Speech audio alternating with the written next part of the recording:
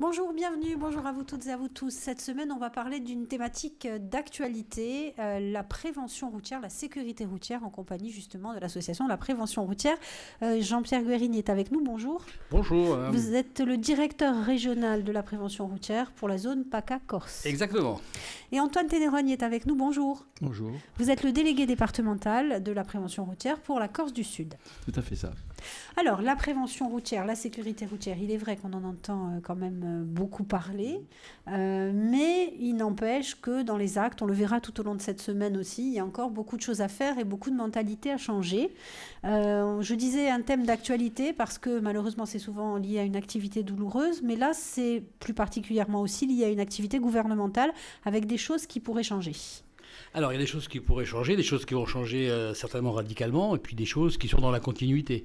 Parce que, en fait, on n'apprend rien de neuf, hein, même malgré les effets d'annonce du gouvernement qui sont intéressants. Il reste néanmoins que c'est l'activité du quotidien qui fait que la prévention routière va permettre la réduction du nombre de morts. La prévention routière, c'est une association qui a 60 ans, qui a plus de 60 ans. Donc elle œuvre depuis des années. Alors c'est vrai qu'il y a eu il n'y a pas que la prévention routière, hein, mais il y a eu des effets très importants, puisqu'il y a, je rappelle dans les années 70, il y avait 18 000 morts.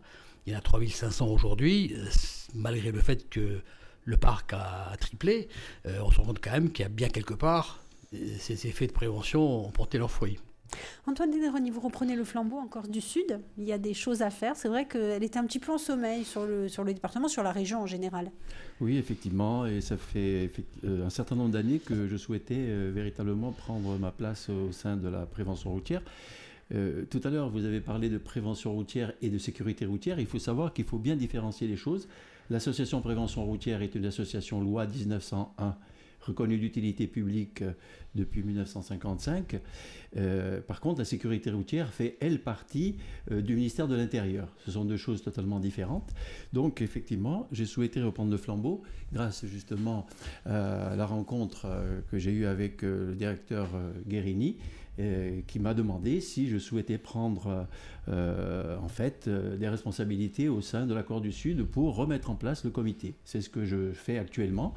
Bon, je dois dire que c'est pas facile parce que, comme je vous dis, c'est une association de loi 1901 qui fonctionne avec beaucoup de bénévoles.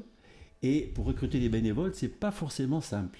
Mais je ne désespère pas de créer véritablement un bon comité pour pouvoir travailler et faire des choses intéressantes au niveau de l'Accord du Sud, parce qu'il faut savoir quand même que l'Accord du Sud et la Corse en général, en 2016, on a eu quand même 34 morts sur les routes, 14 en Corse du Sud, des motos, des voitures, etc. Donc nous pensons qu'il y a vraiment quelque chose à faire sur ce terrain-là pour l'objectif premier de l'association, essayer de sauver le maximum de vies. Sauver le maximum de vies justement à travers des actions, à travers prévention routière, une sensibilisation, mais du quotidien. Alors, si vous voulez juste compléter ce que dit mon ami Antoine, sécurité routière, par rapport à la prévention routière, il y a en plus, ils font de la prévention, mais en plus il y a la répression que nous ne faisons pas. Alors pour revenir sur votre question, madame, la prévention routière a vocation à travailler sur l'ensemble de la population, au quotidien, c'est-à-dire de la maternelle jusqu'aux seniors, en passant par les entreprises où nous faisons des actions de sensibilisation, le risque routier étant le risque numéro 1 en France en matière de mortalité. Donc les supports sont adaptés à chaque population. Les enfants, dès la maternelle, ont accès à des supports pédagogiques validés par l'éducation nationale, car nous sommes partenaires de l'éducation nationale avec laquelle nous signons des conventions, et la dernière convention vient d'être signée pour 5 ans. Donc on a une autorité et une notoriété pour aller dans les écoles, aller dans les collèges, aller dans les lycées, aller à l'université, aller dans les entreprises, aller vers les seniors à l'occasion de sensibilisation qu'on fait pour eux aussi, car eux aussi ont une difficulté d'appréhension des panneaux, d'appréhension des structures complexes comme les sens giratoires ou les entrées sur des voies rapides. Ils ont une problématique différente et à chaque problématique, on a une réponse. D'où la nécessité aussi d'avoir un maximum de bénévoles. Exactement. Et sans les bénévoles, on ne peut pas fonctionner. Ça, ce n'est pas possible. Je vois, en ce qui concerne le développement de l'association Prévention routière sur la Haute-Corse, grâce justement à Valérie Friedman, qui a véritablement recréé le comité. Et aujourd'hui, je pense, Jean-Pierre, qu'il doit être autour d'une dizaine de bénévoles. Alors, il y a une dizaine de bénévoles, parce que la prévention routière nationale, il y a 1700 bénévoles. Donc ça représente quand même un volume. Alors les bénévoles, ce ne sont pas tous des jeunes actifs, il y a aussi des jeunes retraités qui apportent leur expérience, il y a des jeunes qui sont il y a des personnes qui sont dans la vie active également. On a 1700, tous les jours, 1700 bénévoles qui œuvrent pour la prévention routière. Donc on fait un appel, on profite pour faire un appel ici.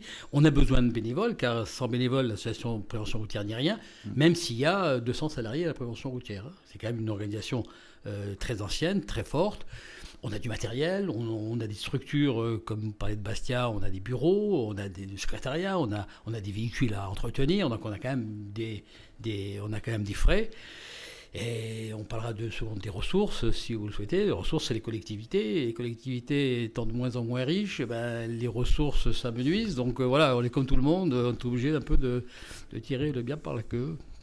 Voilà, exactement. Et bon, c'est aussi les adhérents. Hein. Il y a les collectivités, les assurances, puisque la prévention routière, l'association prévention routière est née justement grâce aux assureurs au départ. Hein, lorsqu'en 1949, il a fallu repartir après la guerre. Il y a eu la multiplication des voitures, le réseau routier qui n'était pas très bon, donc énormément d'accidents, et il a fallu réfléchir à savoir comment on allait prendre en compte justement tous ces accidents, etc. Bon.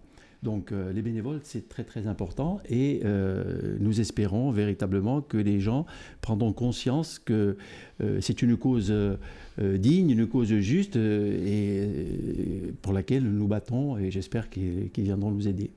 Merci beaucoup à tous les deux. On va se retrouver demain. On va peut-être donner un contact, justement, concernant cette... Alors, le contact, en ce qui concerne le téléphone, donc en ce qui me concerne, 06 16 24 55 24, avec une adresse mail, comité2a@préventionroutière.com. Merci à tous les deux. À demain. Merci, madame. Bonjour et bienvenue. On retrouve notre association prévention routière en compagnie d'Antoine Telleroni. Bonjour. Bonjour. Le délégué pour le comité de Corse du Sud et Jean-Pierre Guérini. Bonjour. Bonjour.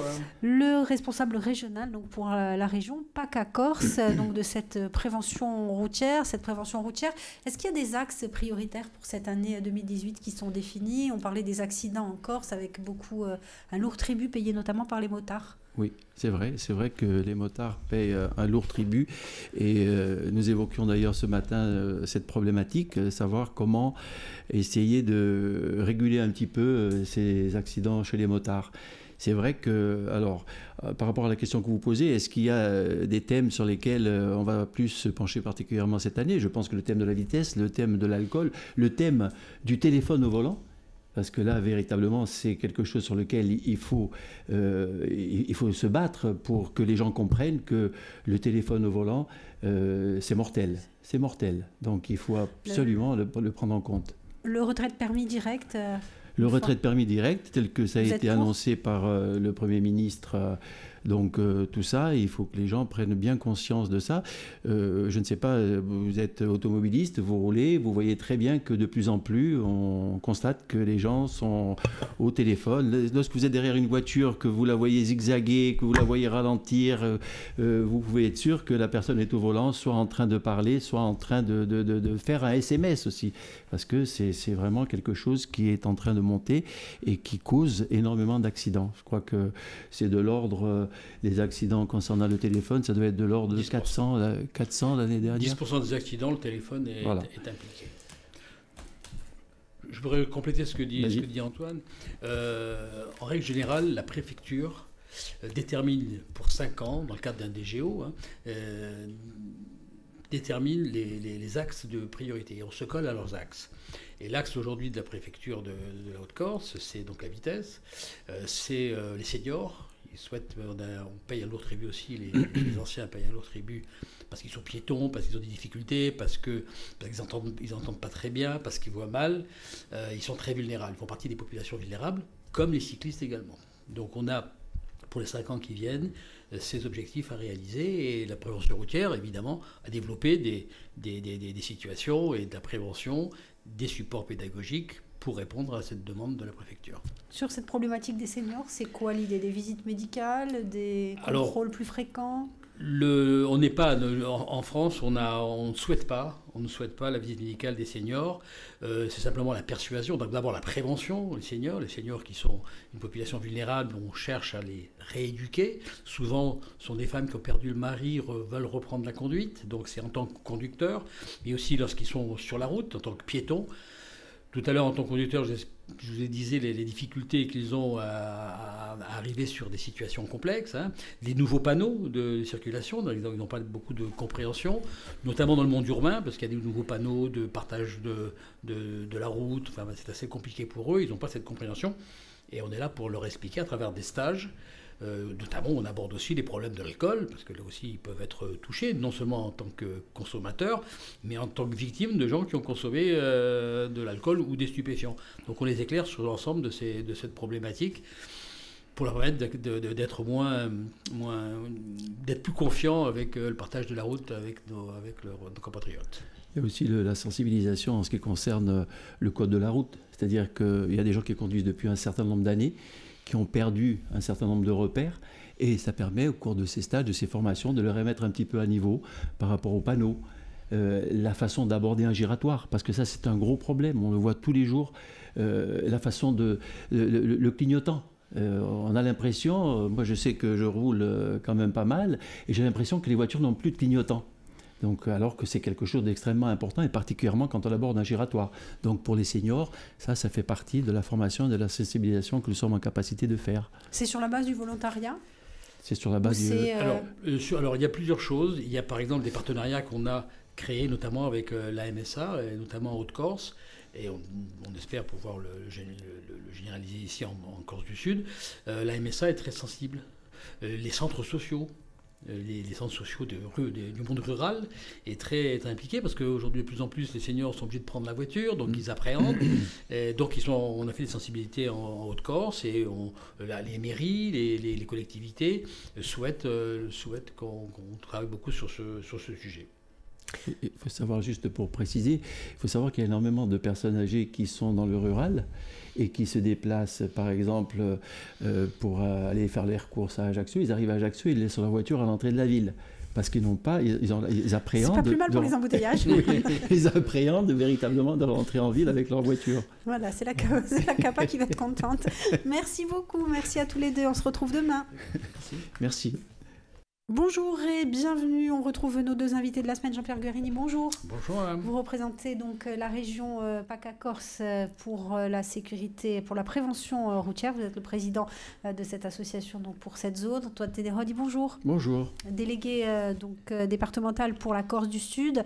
La prévention en faveur des seniors, la sensibilisation. Il y a une autre prévention, vous l'avez un petit peu évoqué, cette problématique de l'alcool et des stupéfiants. On regardait un petit peu, c'est des chiffres quand même assez impressionnants. Tout à fait. C'est un gros problème. Il faut savoir qu'aujourd'hui, un accident mortel sur 3 est causé par l'alcool. Ça veut dire que sur une année, il y a quand même 1000 morts. C'est considérable. Et nous voulons véritablement nous agir dans le cadre de cette sensibilisation pour faire tomber ce chiffre. Il faut savoir que le risque d'accident en cas d'alcoolémie, si la personne a 0,5 g par litre, le risque est multiplié par 2. À 0,8, il est multiplié par 10. À 1,2, il est multiplié par 35. C'est quand même énorme. Et nous pensons qu'il est important que les gens comprennent une chose, que l'alcool, c'est véritablement un faux ami. Parce que quand on est alcoolisé, on a l'impression qu'on est invincible, on a l'impression que rien ne peut nous arriver, qu'on peut prendre une voiture, qu'on peut rouler, etc. C'est faux. C'est faux parce que l'alcool, eh bien... il augmente la vitesse, la réaction, c'est-à-dire que le temps de réaction il augmente, etc. Est-ce que vous savez quel est le temps de réaction quand on roule comme ça? Il y a un obstacle qui se présente, votre temps de réaction, c'est 1 seconde. Et en 1 seconde, c'est 15 mètres. Avec de l'alcool dans le sang, ça veut dire que le temps de réaction, il ne va pas être d'1 seconde. Donc automatiquement, il y a un risque et un danger énorme en conduisant avec de l'alcool dans le sang. Je voudrais compléter ce que dit Antoine, c'est qu'aujourd'hui, on se rend compte que non seulement les gens sont alcoolisés, mais ils sont aussi sous l'empire des stupéfiants. Ouais. Et alors là, les chiffres se multiplient par 10, par 100. Donc ça, on a cette grosse problématique, et notamment en Corse, comme ailleurs, le problème des stupéfiants qui est de plus en plus prégnant dans notre société, et en Corse malheureusement également. Donc souvent, l'alcool, c'est le tremplin vers les stupéfiants. Comment est-ce que justement on opère cette sensibilisation? Parce qu'en disant, on s'avoue invincible en fait quand on a consommé de l'alcool ou des stupéfiants, notamment chez les jeunes, notamment lors des sorties. Comment on fait pour faire passer ce message sans avoir l'air d'un rabat-joie? Pour faire passer les messages, on a plusieurs. D'abord, on explique le mécanisme. Comme disait Antoine, lorsque quelqu'un est sous l'empire de l'alcool ou stupéfiant, son corps et sa réflexion, elle est atténuée. À travers des jeux, à travers des sensibilisations, à travers des lunettes qui correspondent, qui déforment parce qu'ils correspondent à des taux d'alcoolémie, on donne aux enfants l'impression d'être alcoolisés et que donc de voir que la difficulté qu'ils ont à circuler, voire simplement à marcher. Pareil pour les stupéfiants. Ensuite, on a aussi dans nos supports pédagogiques des témoignages très forts de jeunes alcoolisés qui ont eu des accidents et qui se retrouvent dans des fauteuils et qui donc s'expriment. Et là, c'est extrêmement compliqué, c'est très, très, très problématique. On montre le fait que d'être alcoolisé a des conséquences sur le temps de réaction. Le temps de réaction est multiplié par 2, par 3 lorsqu'on est alcoolisé. Donc avec toutes les conséquences qui en découlent. Mais est-ce qu'il n'y a pas justement une cassure? Vous parliez de cette éducation pédagogique peut-être auprès des plus jeunes. Puis après, quand ils arrivent en âge de conduire, en âge de... Je crois que ce qu'il faut dire aussi, c'est que au niveau du permis, il y a ce qu'on appelle les permis probatoires. C'est-à-dire que la personne qui a son permis depuis moins de 3 ans, etc., il faut savoir que si cette personne se fait prendre, je dirais, en état d'alcoolémie, elle va perdre ses points. Et sur un permis probatoire, c'est 6 points. Ça veut dire qu'elle peut perdre ces 6 points d'un coup et être obligée de repasser la totalité de son permis. Donc ça aussi, c'est quelque chose qu'il faut... alors, ça fait partie de la répression, ça, mais il faut aussi qu'ils le prennent en compte. Alors nous, on insiste beaucoup sur les alternatives à la conduite alcoolisée. Donc les alternatives à la conduite alcoolisée, c'est rester chez la personne chez qui on a consommé, c'est de trouver quelqu'un qui va conduire alors qu'il n'est pas alcoolisé, c'est de trouver un capitaine de soirée, ce qu'on appelle un SAM, celui qui va conduire n'aura pas bu, celui d'avoir toujours un éthylotest à proximité pour pouvoir vérifier son taux d'alcoolémie, faire du covoiturage, téléphoner au taxi, il y a beaucoup d'alternatives, on ne peut pas dire qu'elles n'existent pas, et même dans le monde rural, on se trouve qu'il y a des villages en Corse qui organisent des navettes pour accompagner les enfants sortir. Donc on ne peut plus dire que c'est une fatalité. On peut avoir des solutions alternatives. On regardait sur le réveillon, on a fait une enquête. 80% des gens disent on va sortir et 80% disent on va boire. Qu'avez-vous prévu pour le retour? 60% disent pas grand-chose. Or, il existe des alternatives. Celles que je viens d'évoquer, et sur ça, celles sur lesquelles on s'appuie pour essayer de leur faire entrer dans la tête, mais ce n'est pas toujours facile. Et je dirais que peut-être pour finir, que en ce qui concerne les mesures qui sont prises au niveau du gouvernement, l'association Prévention routière est favorable à la généralisation de l'EAD pour les conducteurs récidivistes et également d'un suivi médical et psychologique. Parce que c'est vrai que c'est quand même... Avec ce qui est compliqué, c'est que l'EAD, c'est l'éthylotest anti-démarrage, mais qui doit être installé dans des centres qui aujourd'hui n'existent pas. Aujourd'hui, on n'a pas... Donc c'est bien intéressant de pouvoir le dire, et c'est vrai que c'est intéressant, mais il n'y a pas de centre. Encore, il n'y a pas de centre en tout cas. Donc c'est un vœu pieux de vouloir l'exiger immédiatement. Voilà. Bon, on l'exigera quand même. Merci beaucoup, à demain. Merci. Bonjour et bienvenue, bonjour à vous toutes et à vous tous. Jean-Pierre Guérini est avec nous, bonjour. Bonjour madame. Pour PACA Corse, donc la prévention routière, Antoine Teneroni, bonjour. Bonjour. Pour la délégation de Corse du Sud, des mesures gouvernementales, la réduction de la vitesse de 90 à 80 km/h sur les routes secondaires. Donc autant dire qu'en Corse, ça concerne la plupart de nos réseaux routiers. Le gouvernement qui livre une analyse avec de très nombreuses vies sauvées, Radar Info qui lui est beaucoup plus sceptique. Votre sentiment ? Alors, notre sentiment, quand on se rend compte que 30% des accidents, la vitesse est impliquée, nous, on pense qu'en la réduisant, on va réduire mécaniquement le nombre de décès. Et quand on regarde facilement, et je crois que le Premier ministre l'a évoqué, l'a illustré en montrant le temps de réaction, le temps de freinage. Si vous faut 100 mètres pour vous arrêter à 100 km/h, Si vous voyez un piéton qui traverse à 100 mètres, si vous êtes à 80 km/h, il ne sera pas heurté. À 100 km/h, il sera heurté. Et l'impact d'un véhicule sur quelqu'un à 100 km/h, c'est quelque chose qui devient fatal pour la victime. Donc, de dire que la vitesse n'est pas concernée, nous sommes, on est obligé de dire que non, on considère que la réduction de la vitesse aura un impact. Après, de dire que nous, on souhaitait que cette expérience soit élargie et soit vraiment conséquente. Le faire sur quelques mois et quelques routes, véritablement, ça n'a pas d'incidence parce qu'il y a certains peut-être des endroits, notamment avec des doubles voies, avec une séparation au milieu, qui manifestement peut-être ne justifie pas une réduction de la vitesse à 80 km/h. Mais pour le reste, vous savez, pour gagner quelques secondes sur 100 km ou quelques minutes, ça vaut quand même le coup d'essayer. Les professionnels de la route disent on passera plus de temps sur la route, donc il y aura encore plus de trafic et ça augmentera peut-être aussi le risque. Vous n'êtes pas d'accord avec ça? Non, c'est-à-dire que, en fait, aujourd'hui, le gouvernement prend la décision véritablement de s'attaquer à ce problème et de réduire la vitesse à 80 km/h. Nous, ce qu'on dit et ce qu'on voit, c'est qu'en 2016, il y a eu 3477 morts sur la route. 34 en Corse, dont 14 en Corse du Sud. Et c'est la 4e année consécutive de hausse de la mortalité routière. Comme disait tout à l'heure Jean-Pierre Guérini, en 1972, il y avait 16 600 morts sur la route. En 2000, il y en avait 8 000. C'était tombé aux alentours de 3 000 en 2012-2013. Et là, ça repart à la hausse. Ça repart à la hausse, pourquoi? Ça repart à la hausse parce que la vitesse, ça c'est une chose, mais également tout ce qui est téléphone, alcool, etc. Donc, aujourd'hui, cette décision est prise et il faut que ce soit véritablement une prise de conscience collective, une prise de conscience collective nationale pour que véritablement ça change quelque chose et on diminue la mortalité sur la route. Voilà. C'est vrai qu'il y a beaucoup de levées de boucliers, il y a beaucoup dans les réseaux sociaux, on en parle beaucoup, il y a énormément de choses qui sont dites, etc. Mais après tout, il y a une expérience qui est menée. Espérons qu'elle porte ses fruits et qu'on ait moins de morts sur la route.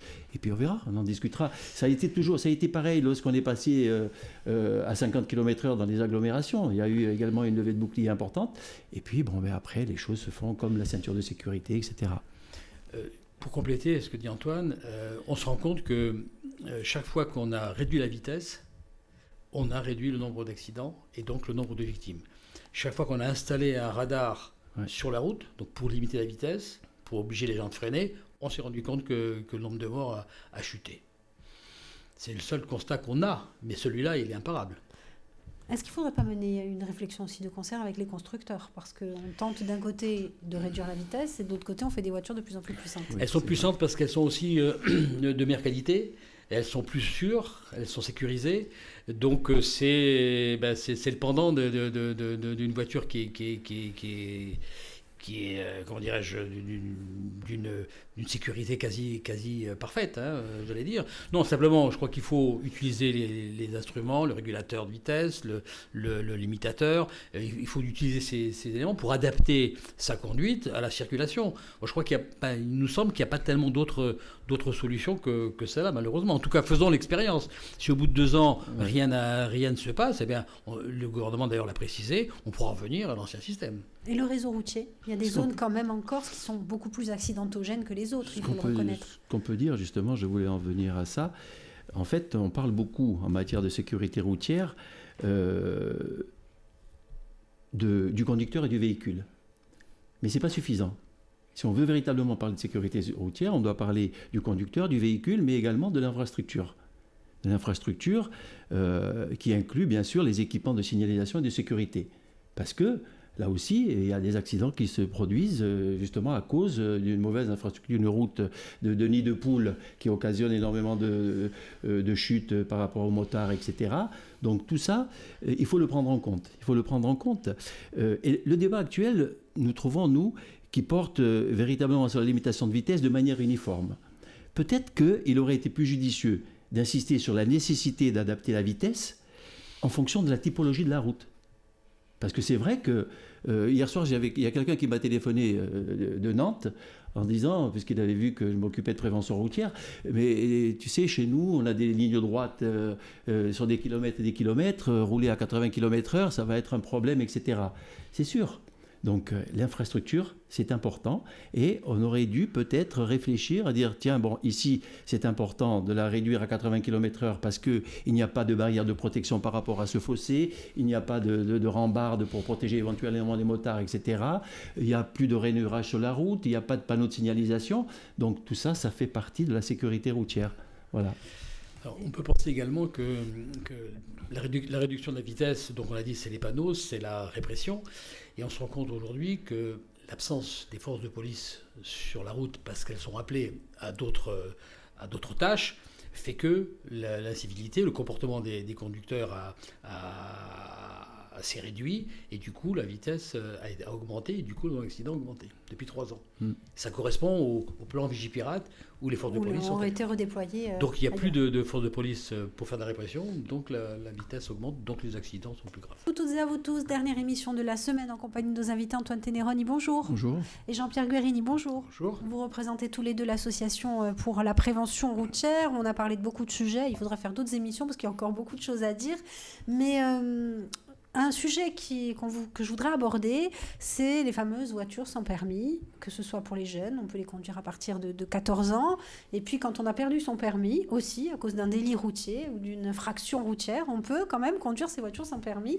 Est-ce que c'est pas quand même un petit comble ? Oui, parce qu'on exige, parce que ces voitures sont sur le domaine public, elles conduisent sur les mêmes voies que celles qu'empruntent ceux qui ont le permis, avec des gens qui n'ont pas le permis, qui n'ont pas eu l'apprentissage de la conduite d'un véhicule 4 roues. Donc ça, c'est une vraie problématique. On a créé un utilisateur qui n'a pas les mêmes contraintes que l'autre, puisque s'il fait une action, et on pourra pas lui une mauvaise action, une infraction, on ne pourra pas lui retirer le permis qu'on retirera à celui qui a fait la même infraction. Donc là, on est devant une situation où la loi n'a pas prévu ce cas de figure. Donc on ne peut pas retirer le permis parce qu'il n'y en a pas. Donc, après, il y a peut-être certainement aussi un phénomène de mode. Ça permet à des enfants de pouvoir conduire le véhicule, les parents pensant qu'ils sont mieux protégés dans une carrosserie que sur un 2 roues. C'est certainement vrai, mais c'est une vraie problématique dans laquelle, je pense, les pouvoirs publics doivent se pencher, sauf si on regarde que l'aspect commercial des choses, puisque c'est des véhicules qui valent 15 000 euros. Et que c'est un véritable marché. Donc voilà, je n'en dirai pas davantage, mais il me semble que là, il y a certainement une piste de réflexion à tenir. Certainement. Aujourd'hui, on rencontre de plus en plus de voitures. Je ne dirais pas, moi, des voitures sans permis, parce qu'il y a effectivement une catégorie qui est attribuée. Aujourd'hui, une personne qui conduit une voiture, ça s'appelle une voiturette, à partir de l'âge de 14 ans, doit quand même doit avoir le permis qu'on appelle AM, c'est-à-dire qu'après avoir passé la SSR1, la SSR2 à l'éducation nationale, avec l'éducation nationale, il y a quand même 7 heures de conduite sur un 2 roues pour permettre de conduire ce genre de véhicule. Mais c'est vrai qu'il y a beaucoup de gens qui ne comprennent pas la raison pour laquelle on peut rouler sur une route avec un véhicule comme celui-ci, pratiquement sans permis, puisque les gens considèrent que les gens... Oui, parce qu'il n'y a pas de validation, même sur le terme de ces 7 heures de conduite. En plus, il y en a beaucoup qui disent, mais c'est des chicanes mobiles et c'est hyper dangereux sur la route. Parce que, alors, sauf à dire qu'il y en a beaucoup, comme disait tout à l'heure Jean-Pierre Guerini, qui font du débridage et la voiture, au lieu de rouler à 45 km/h, elle roule à 80 km/h. Sinon, c'est vrai que le col Saint-Georges à 45 km/h avec une voiturette, c'est sûr, ça incite ceux qui sont derrière à doubler et peut-être à faire des bêtises et à causer des accidents. Oui, je n'ai rien à ajouter sur la voiturette. Je reviens, moi, aux parents qui sont là, à mon avis, les grands responsables de ce phénomène. Mais nous, alors, ce qu'il faudrait peut-être, c'est poser la question aux assureurs. Si véritablement la voiturette n'est pas davantage responsable d'accidents que d'autres véhicules du même gabarit, je vais dire, on peut penser que c'est pas obligatoirement une mauvaise chose. Au contraire, les enfants vont pouvoir s'acclimater à la conduite et peut-être être de bons conducteurs lorsqu'ils auront le permis. C'est possible, c'est à vérifier. En tout cas, je crois aux assureurs de vérifier s'ils ne sont pas davantage d'accidents ou ils ne sont pas victimes d'accidents.